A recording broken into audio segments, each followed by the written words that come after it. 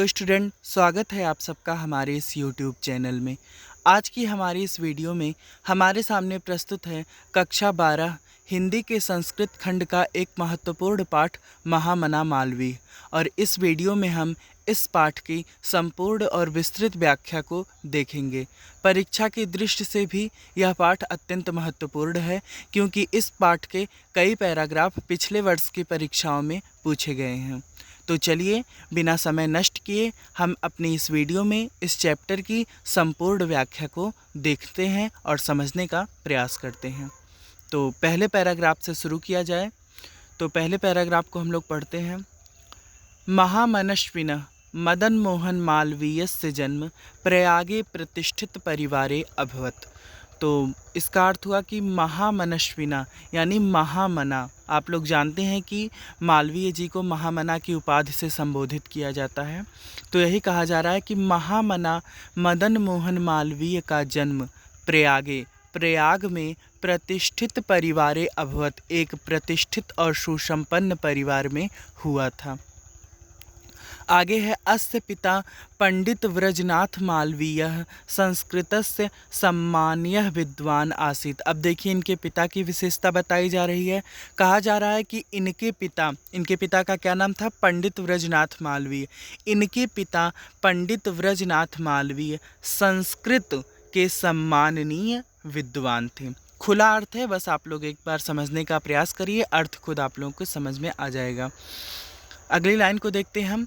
अयम प्रयागे येव संस्कृत पाठशालायां राजकीय विद्यालये म्योर सेंट्रल महाविद्यालये च शिक्षां प्राप्य अत्रैव राजकीय विद्यालये अध्यापनम आरब्धवान।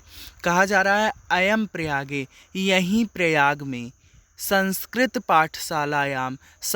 पाठशाला के राजकीय विद्यालय के म्योर सेंट्रल महाविद्यालय में शिक्षा प्राप्त करके अत्रैव, यहीं, राजकीय विद्यालय में अध्यापनम आरब्धवान, अध्यापन का कार्य आरंभ किए। कौन कार्य आरंभ किया?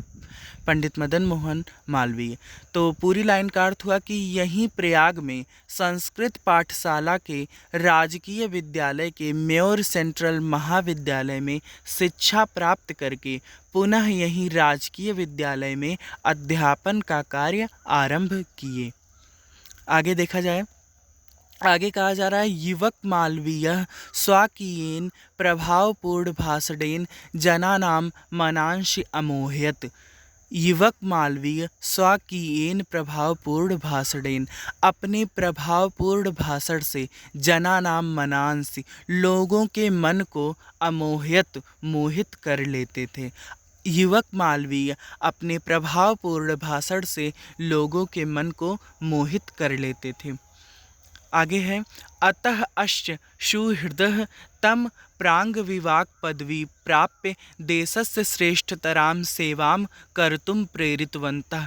अतः इनके शुभचिंतकों ने इनसे, कहा जा रहा है कि अतः इनके शुभचिंतकों ने इन्हें प्रांग विवाक पदवी क्या होती है? वकालत की पदवी होती है। तो इनके शुभचिंतकों ने इन्हें वकालत की पदवी प्राप्त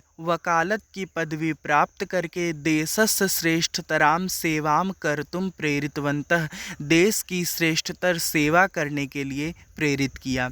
मतलब इनके प्रभावपूर्ण भाषण से लोग मोहित हो जाते थे। इन्हीं विशेषताओं को देखते हुए इनके शुभचिंतकों ने इन्हें वकालत की पदवी प्राप्त करके देश की सेवा करने के लिए प्रेरित किया। इस लाइन का अर्थ यही है कि अतः अस्य सुहृदय, अतः इनके शुभचिंतकों ने इन्हें वकालत की पदवी प्राप्त करके देश की श्रेष्ठतर सेवा करने के लिए प्रेरित किया।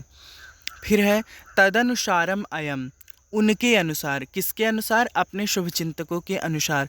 तदनुसारम अयम विधि परीक्षाम उत्तीर्य, उनके अनुसार इन्होंने विधि परीक्षा यानी कानून की परीक्षा को उत्तीर्ण करके प्रयागस्थे उच्च न्यायालय, प्रयाग के उच्च न्यायालय में प्रांग विवाक कर्म कर्तुम आरभत, प्रांग विवाक, वकालत का कार्य आरंभ कर दिए।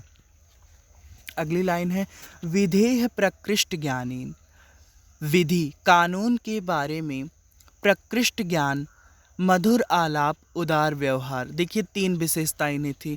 कानून के बारे में इन्हें विस्तृत ज्ञान था। मधुर आलाप, मधुर बोल थी या मधुर या प्रेरक जो है भाषण था इनका। उदार व्यवहार और उनका उदार व्यवहार था। इन्हीं 3 विशेषताओं से आगे कहा जा रहा है चायम शीघ्रमेव, इन्हीं 3 विशेषताओं से शीघ्र ही यह मित्राणाम मित्रों, न्यायाधीशानांच न्यायाधीशों सम्मानम अभवत, यानी मित्रों न्यायाधीशों के बीच सम्मान का पात्र हो गए। इन्हीं 3 ज्ञानों, विधि के बारे में प्रकृष्ट ज्ञान यानी कानून के बारे में विस्तृत ज्ञान, मधुर आलाप, मधुर या प्रेरक वाणी, उदार व्यवहार से ही यह शीघ्र ही मित्रों और न्यायाधीशों के बीच सम्मानित यानी सम्मान के पात्र हो गए। पहला पैराग्राफ आप लोग बड़े ही ध्यान से पढ़िएगा क्योंकि ये अत्यंत ही महत्वपूर्ण है। हर बार परीक्षा में पहले पैराग्राफ से उठाकर प्रश्न दे दिया जाता है, तो इसको आप लोग ध्यान से पढ़िएगा। चलिए आगे देखा जाए। आगे है महापुरुषाः लौकिक प्रलेभनेषु बद्धाः नियत लक्ष्यान् कदापि भ्रश्यन्ति। कहा जा रहा है, बड़ी ही सुंदर लाइन है व्याख्या के लिए। महापुरुष लोग लौकिक प्रलोभने यानी इस सांसारिक प्रलोभन में, बद्धा मतलब बध कर, नियत लक्ष्यान अपने निश्चित लक्ष्य से कदापि भ्रश्यन्ति कभी भी भ्रमित नहीं होते। बड़ी ही सुंदर सूक्तिपरक लाइन है। आप देख लीजिए क्या कहा जा रहा है। महापुरुषाः लौकिक प्रलोभने, जो महापुरुष लोग होते हैं वे लौकिक प्रलोभन यानी सांसारिक प्रलोभन में बध करके अपने निश्चित लक्ष्य से कभी भी भ्रमित नहीं होते हैं। तो यह लाइन जो है महामना मालवीय जी के ऊपर ही बोली जा रही है। आगे है देश सेवानुरक्तो अयम युवा उच्च न्यायालयस्य परिधौ स्थातुं न शक्नोत। देश सेवा में अनुरक्त यह युवक मालवीय जी उच्च न्यायालय की परिधि के बीच स्थातुं न शक्नोत, अपने को बांध नहीं सके। कहने का तात्पर्य यह है कि देश सेवा में लगे हुए या देश सेवा से अनुरक्त यह युवा मालवीय जी उच्च न्यायालय के बीच ही अपने आप को सिमट कर नहीं रखे, अर्थात इन्होंने सिर्फ अपने आप को उच्च न्यायालय के कार्य और वकालत के कार्य तक ही संभव नहीं रखा। आगे इन्होंने क्या किया देखिए। पंडित मोतीलाल नेहरू, लाला लाजपत राय प्रभृति भी अन्य राष्ट्रनायकै सह सो अपि देशस्य स्वतंत्रता संग्रामे अवतीर्ण। पंडित मोतीलाल नेहरू, लाला लाजपत राय और अन्य राष्ट्रनायकों के साथ ये भी देश के स्वतंत्रता संग्राम में उतरे। इन्होंने पंडित मोतीलाल नेहरू, लाला लाजपत राय, अन्य राष्ट्र नायकों के साथ देश के स्वतंत्रता संग्राम में उतरे, अर्थात ये भी देश स्वतंत्रता संग्राम में भाग लिए।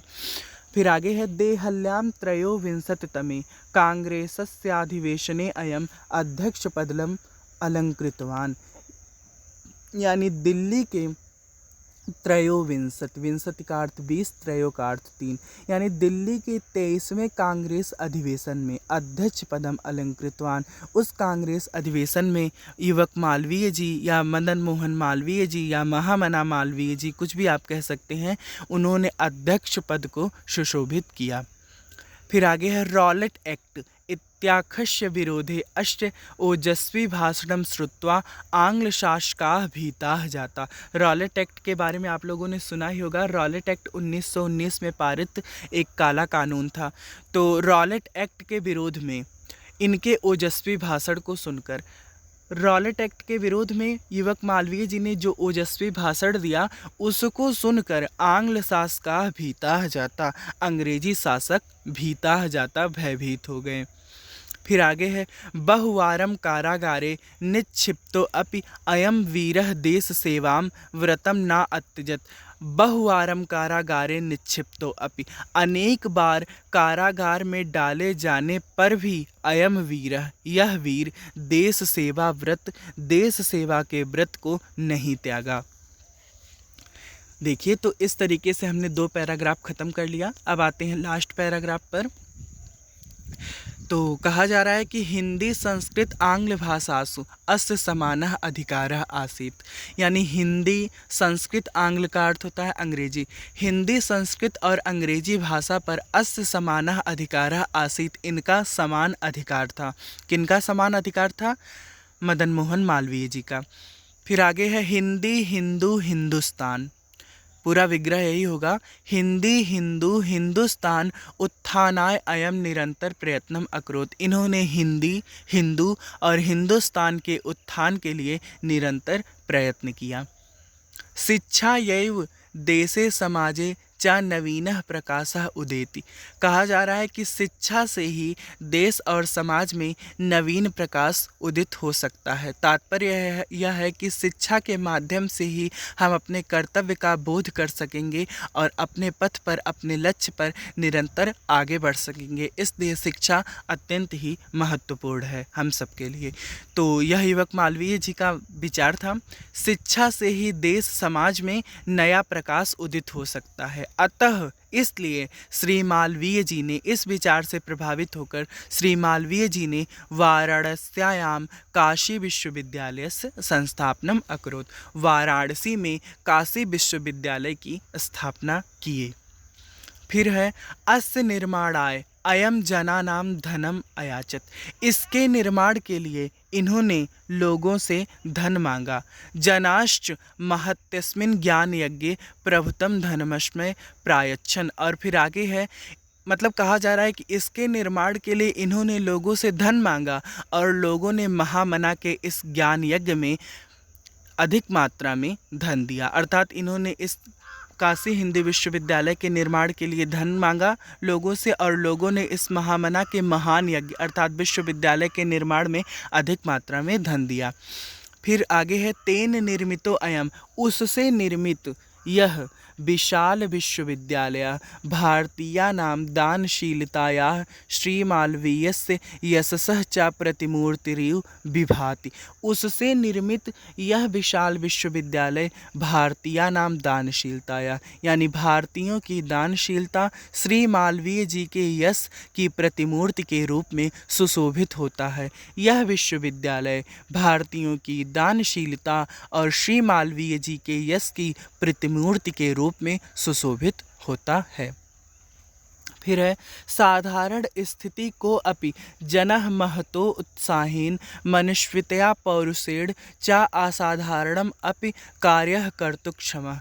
साधारण स्थिति में भी कोई मनुष्य महतो उत्साहेन अत्यधिक उत्साह मनस्वितया पौरुषेण और पुरुषार्थ के बल पर, यानी साधारण स्थिति में भी कोई मनुष्य अत्यंत उत्साह और पुरुषार्थ के बल पर असाधारणम अपि असाधारण कार्य करने में भी सक्षम हो सकता है। इत्युदर्शयत मनीषी मूर्धन्य मालवीय। ऐसा प्रदर्शन मनीषी यानी विद्वानों में मूर्धन्य स्थान रखने वाले मालवीय जी ने किया। अर्थात हम मालवीय जी के व्यक्तित्व से ही ऐसा सीख सकते हैं कि साधारण स्थिति का कोई भी मनुष्य अत्यंत उत्साह और पुरुषार्थ के बल पर असाधारण कार्य को भी कर सकता है। फिर है एतद अर्थमेव जनास्तम महामना इत्युपाधिनाम अभिधातुम आरब्धवन्तः। यानी इस अर्थ में अर्थात इन्हीं सभी विशेषताओं के कारण जनास्तम लोग महामना ऐसी उपाधि से सुशोभित किए। अर्थात इन्हीं सभी विशेषताओं के कारण लोग मदन मोहन मालवीय जी को महामना की उपाधि से सुशोभित किए। देखिए अंत इसका, महामना विद्वान। देखिए यह पैराग्राफ भी अत्यंत महत्वपूर्ण है, इसको आप लोग ध्यान से देखिएगा। एकदम आखिरी और एकदम शुरुआत का पैराग्राफ बहुत ही महत्वपूर्ण है। तो शुरू करते हैं।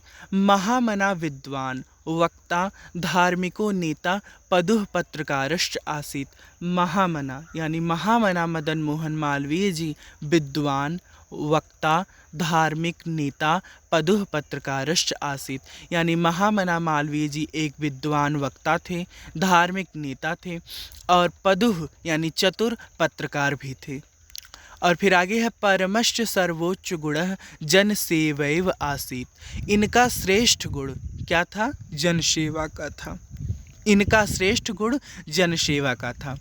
यत्र कुत्रापि, यह कहीं भी, अयम जनान दुखितान पीड्यमानांश्च पश्यत तत्रैव सः शीघ्रमेव उपस्थितः सर्वविधम साहाय्यांच अकरोत्। यह कहीं भी लोगों को दुखी और पीड़ा में देखते थे तो वहाँ शीघ्र ही उपस्थित होकर सर्वविधम हर प्रकार से सहायांच अकरोत सहायता करते थे। आगे है प्राणी सेवा अस्य स्वभाव एवासीत, प्राणी सेवा ही इनका स्वभाव था। फिर लास्ट है अद्यास्माकं मध्ये अनुपस्थितो अपि, आज हमारे बीच अनुपस्थित रहकर भी महामना मालवीय जी स्वायससो अमूर्त रूपेण प्रकाशम वितरण, अपने यश के अमूर्त प्रकाश को फैलाकर अंधे तमसी निमग्नान जनान, अंधकार में फंसे हुए व्यक्तियों को सन्मार्ग यानी सत्य के मार्ग का दर्शन करते हुए स्थान पर जने जने और लोगों के बीच उपस्थित हैं। कहा जा रहा है कि आज हमारे बीच अनुपस्थित रहते हुए भी महामना मालवीय जी अपने यश के अमूर्त प्रकाश से लोगों को अंधकार से निकालकर सद्मार्ग के मार्ग को दिखाने का प्रयास करते हुए स्थान पर और लोगों के बीच उपस्थित है। तात्पर्य यह है कि अपनी विशेषताओं, अपने यश से आज मालवीय जी हमारे मध्य ना रहते हुए भी सबके हृदय में जीवित है। उनके बारे में लास्ट में ये श्लोक है, बड़ा ही सुंदर श्लोक है। जयंती ते महाभागा जन सेवा परायणा, लोगों की सेवा में लगे हुए महापुरुषों की जय हो। जरा मृत्यु अभयम नास्तिम येषा कीर्ति तनोह कुचित, जिनके कीर्तिशाली अर्थात जिनके कीर्ति युक्त शरीर को जरा यानी बुढ़ापे और मृत्यु का कोई भय नहीं रहता। यानी लोगों की सेवा में लगे हुए महापुरुषों की जय हो। लोगों की सेवा में लगे हुए महापुरुषों को के कीर्तिशाली शरीर को मृत्यु और बुढ़ापे का कोई डर नहीं रहता। वह अपने कर्म से आजीवन लोगों के बीच जीवित रहते हैं। तो इस प्रकार हमने इस पाठ की संपूर्ण व्याख्या को देखा। इसी तरीके की और भी व्याख्या और भी पाठों का विस्तृत विश्लेषण के लिए आप हमारे चैनल को सब्सक्राइब कर सकते हैं। इतने समय तक हमारे साथ जुड़े रहने के लिए आप सब लोगों का बहुत बहुत धन्यवाद।